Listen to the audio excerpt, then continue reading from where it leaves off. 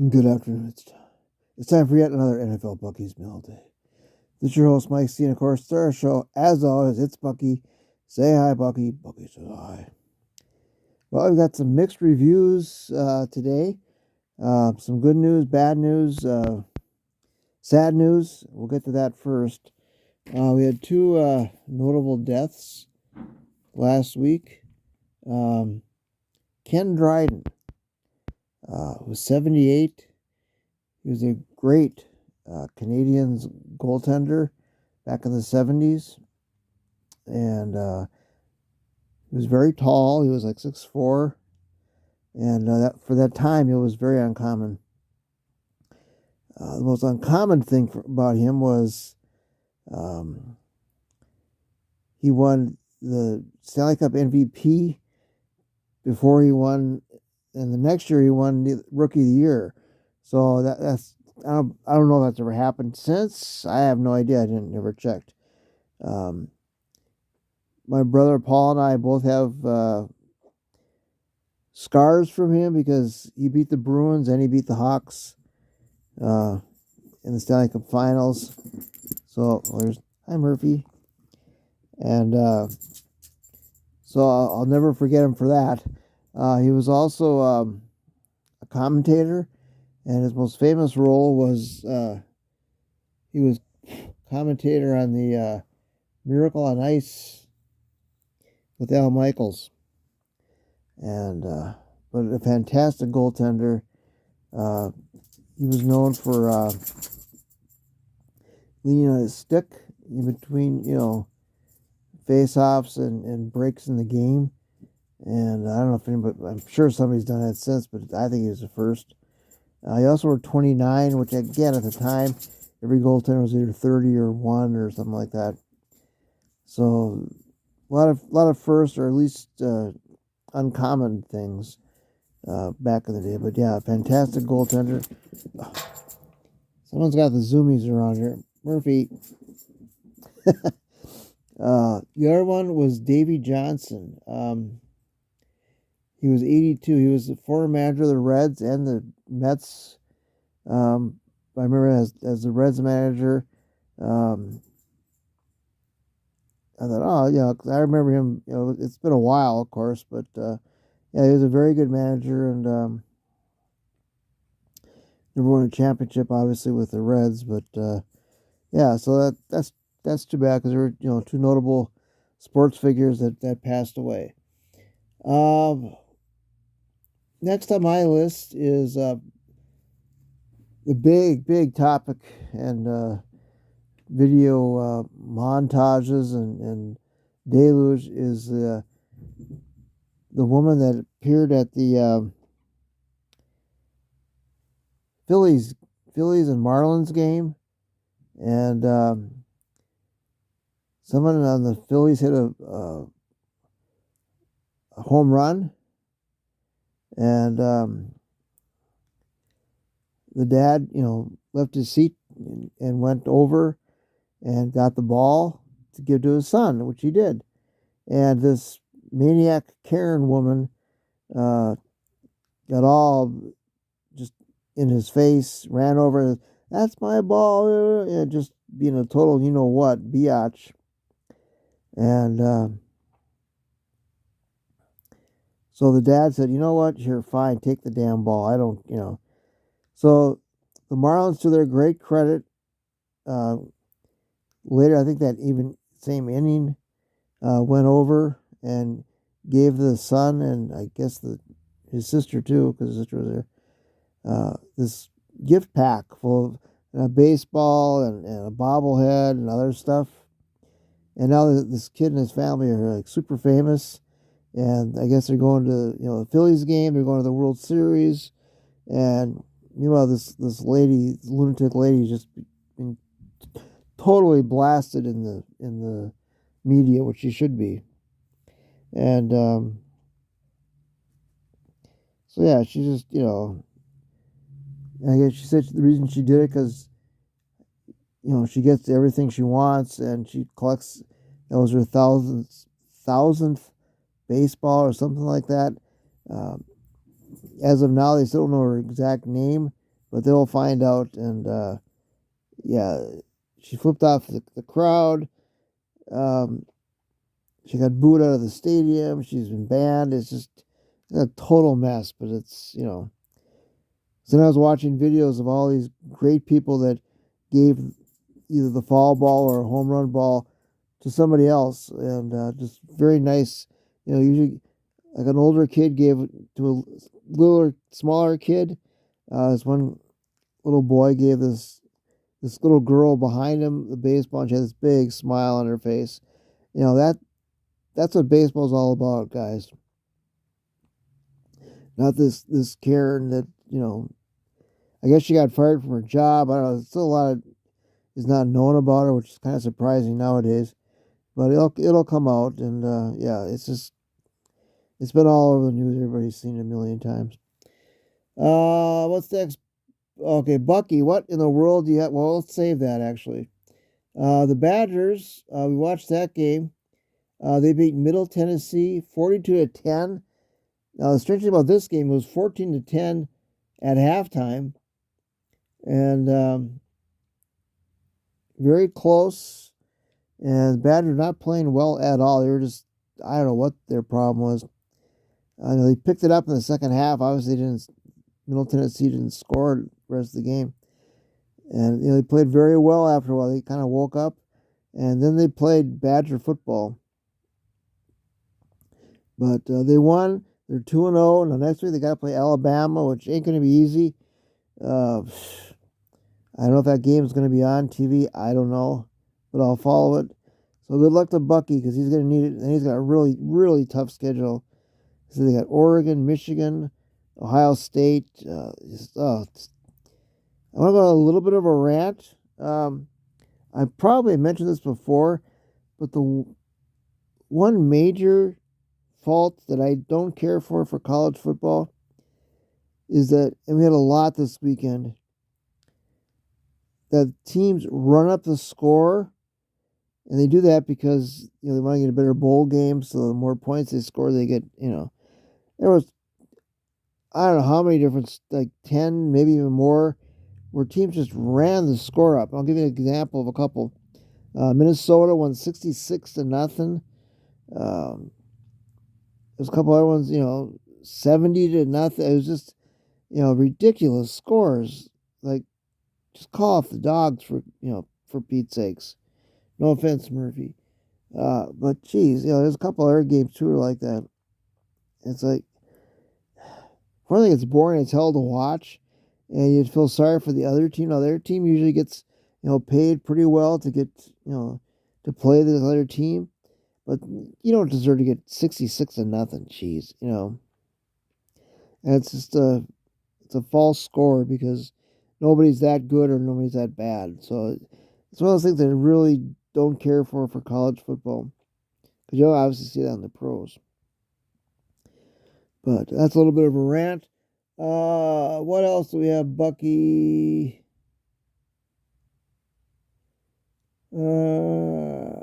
Okay. Bucky, what in the world? Oh, last week's video did 13 views, which is pretty good for me, actually. So I was happy with that. But Bucky, what in the world do you have in front of you? Well, this is the prop to Command. You have to give them credit. Last week's Lions game, they lost 27-13. So I got a block of cheese and a cheese grater, and because the Lions just got, I watched that game. They were never in it. They were flat as hell, flat as this, brick of cheese. There was no enthusiasm. Packers scored the opening touchdown, just drove it right down their throat, and they were never in the game, really. They're close a couple of times, but they just had no emotion. It was just flat. And the running game was terrible. Goff played okay. Threw an interception, which didn't help. And I turned to Carl and said, this game might be over. This is the first quarter. I know I've said it many times in later games. I was right this time too. And I don't know if they ever really threatened to win the game. They came, tried to get back into it. They were scoring field goals, which they're not going to win you game most games. And they didn't score a touchdown. Now, I got to credit because definitely one of the catches of the year. Tesla made a fantastic catch. And at first it was they questioned it if it was actual touchdown, and then I don't know if it was called a touchdown. I think it was, but they confirmed it, and it was a touchdown. It was a fantastic catch.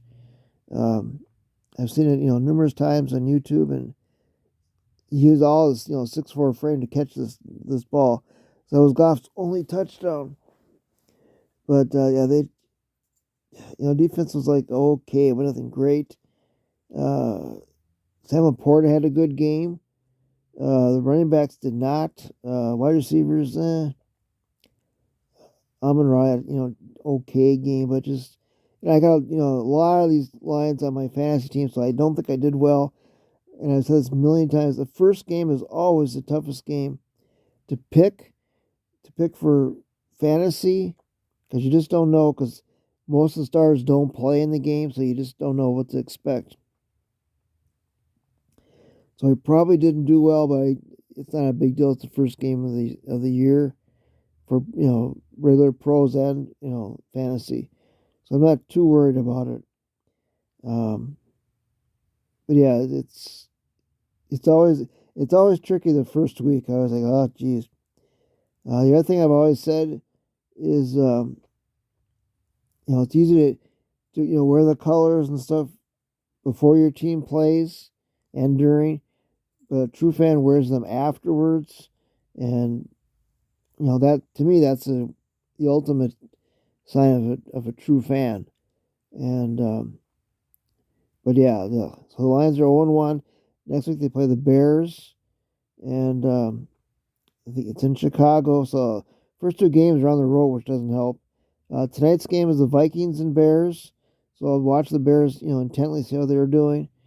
Carl's all excited, and there was a couple great games yesterday. The game that we had on before the Lions game was the Steelers and Jets. Normally, like, ugh, but it was a very good game. Jets played very well, and Steelers, for their credit, came back and won on a last second touchdown or field goal. And the funny thing was for that was I had three or four substitutions I had to make for a kicker on my teams. I thought, I don't know what to pick. So I picked Matt Prater, who used to be in the Lions. I thought, okay, so I picked him. He had a fantastic, he might be special teams player of the week in the AFC. And he kicked the game-winning field goal and just fantastic game. He only been with the team like a couple of days. He had to fly a jet to get him in the game, into the team facilities and stuff and practice. And he didn't even know his teammates, but they knew him afterwards. So, but I don't think I did that well. I don't usually check. I'll check sometimes Sunday, but yeah, obviously I'll check for sure tomorrow. I don't have any Vikings players. I know that. I got a few Bears, but not a lot. But so next week I'll tell you how I did this week, and so we'll see what happens with that. What else have I got? Oh, Jameson Williams signed a 3-year, $83 million extension Saturday. So he's going to be with the team for next couple of years, and that's great. They believe in him. He had a couple of catches. Like I said, nobody did very well. Matthew Stafford, former Lions quarterback,